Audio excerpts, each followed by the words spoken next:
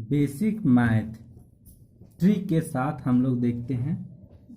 सबसे पहले basic math trick में बहुत कोई लोग जो फंसता है वो गुना सब कोई जो करता है वो सिंपल जो हम लोग बचपन में सीखे हुए रहते हैं वैसे हम लोग गुना करते हैं। तो गुना करने से पहले हम लोग एडिशन और सब्ट्रैक्शन यानी जोड़ और घटाव का कुछ रूल समझ लेते हैं। तो सबसे पहले देखते हैं, यदि दो सम संख्याओं का योग या सब्ट्रैक्ट यानी जोड़ या घटाव करे तो सम संख्या प्राप्त होता है। देखते हैं कैसे।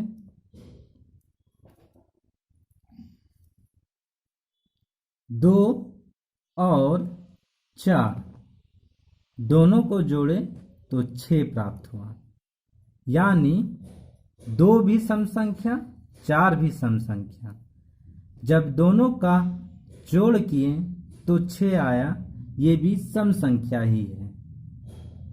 और देखते हैं 8 और 4, 8 भी सम संख्या और 4 भी सम संख्या।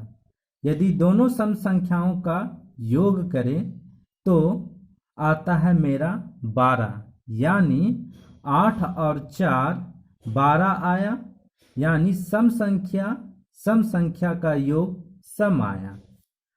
सब्ट्रैक्ट में देखते यानी घटाव के तौर पर 8 - 6।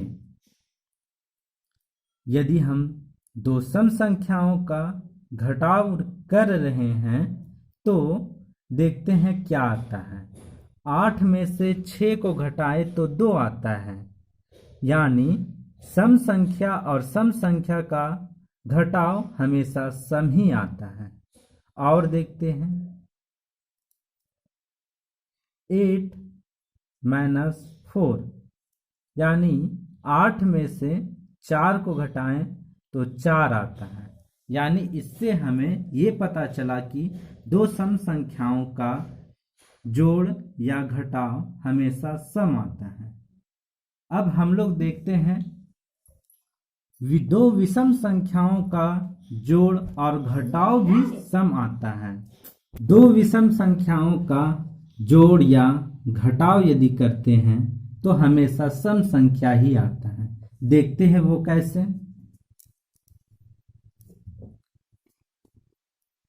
3 विषम संख्या है और 5 विषम संख्या है। दोनों का यदि हम योग किए तो 8 आया, यानी विषम संख्या और विषम संख्या का योग किए तो मुझे सम ही प्राप्त हुआ।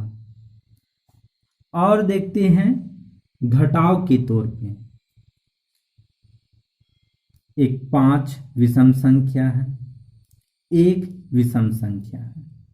2 विषम संख्या का यदि हम घटाव करते हैं तो हमें प्राप्त होता है सम, यानी 4। 4 जो है सम संख्या है। इससे हमें यह प्राप्त हुआ कि विषम संख्या और विषम संख्या का योग और घटाव हमेशा सम संख्या आता है। अब आगे देखते हैं, सम संख्या या विषम संख्या का योग या घटाव विषम आएगा। देखते हैं कैसे। 4 सम संख्या है और 3 विषम संख्या है।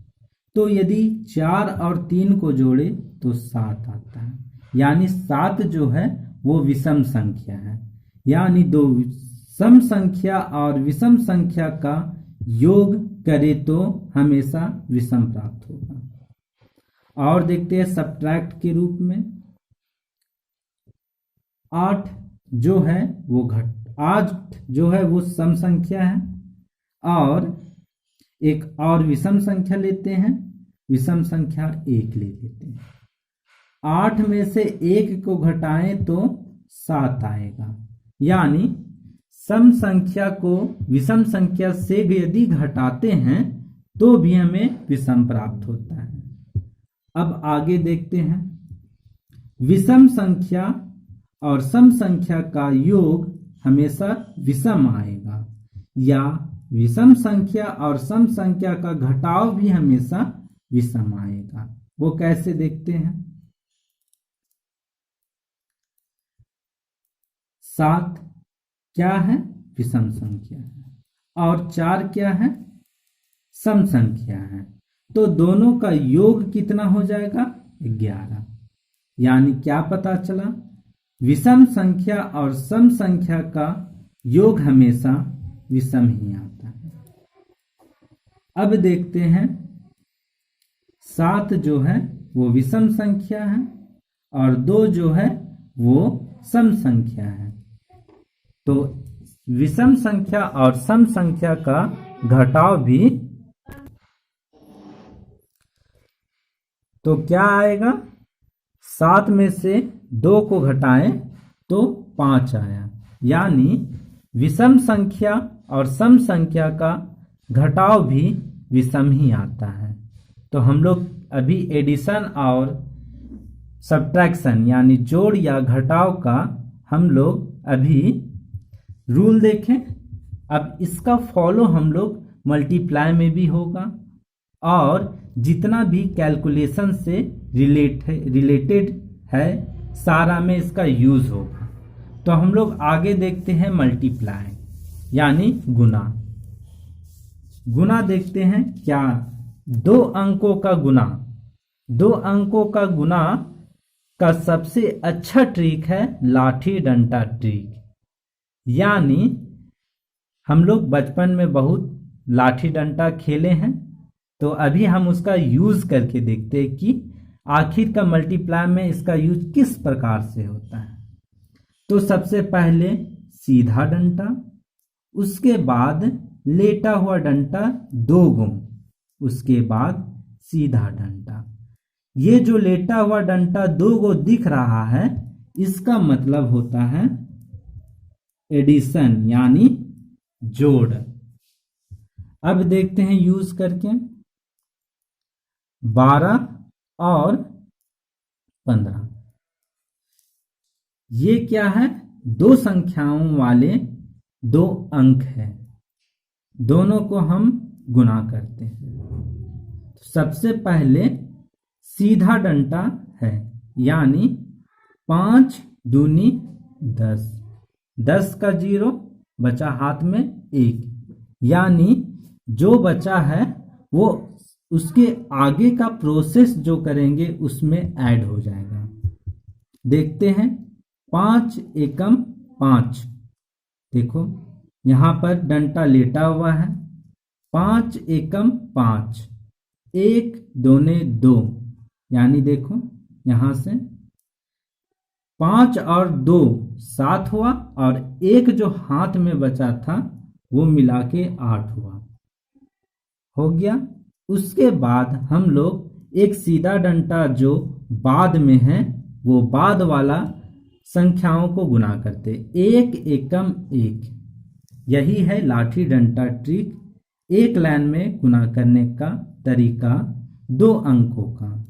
और हम लोग देखते हैं 25 36 को मल्टीप्लाई, पहले सीधा 6 बचे 30, 30 के 0 हाथ में 3, इसके बाद क्रॉस 6 दूने 12 और 5 दिया 15, 15 और 12 कितना हुआ?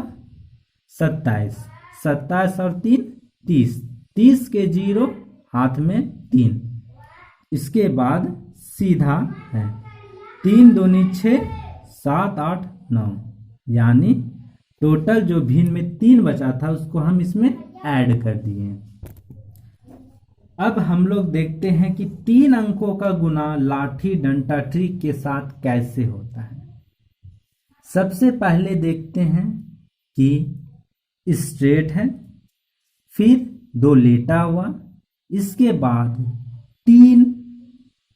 3 लेटा हुआ, उसके बाद फिर 2 लेटा हुआ, उसके बाद पुनः 1 खड़ा डंडा।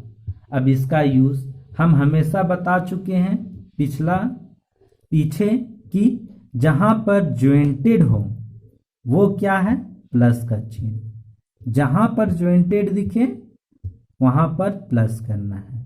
और साथ ही साथ यदि कोई हाथ में जो भी संख्याएं बचे वो उसके आगे वाला प्रोसेस के साथ एडिशन हो जाएगा। देखते हैं कि इसका यूज कैसे करें।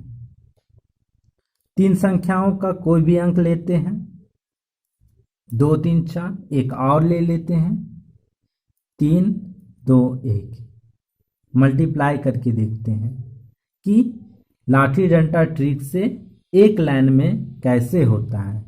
सबसे पहले देख रहे हैं स्ट्रेट यानी सीधा लाठी, तो सीधा मल्टीप्लाई करना है, 1 चौके 4।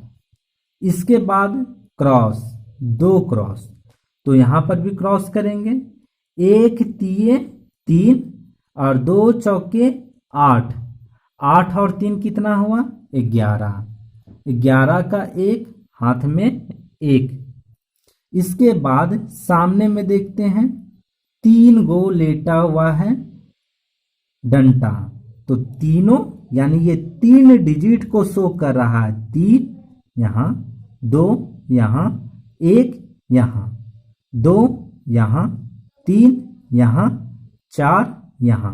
अब देखते हैं ये तीनों को मल्टीप्लाई करके ऐड करना, 1 दूने 2, 2 तिये 6, 6 और 2 कितना हुआ 8, 3 चौके 12, 8 और 12 20, और जो हाथ में बचा था 1 21, 21 का 1 हाथ में 2।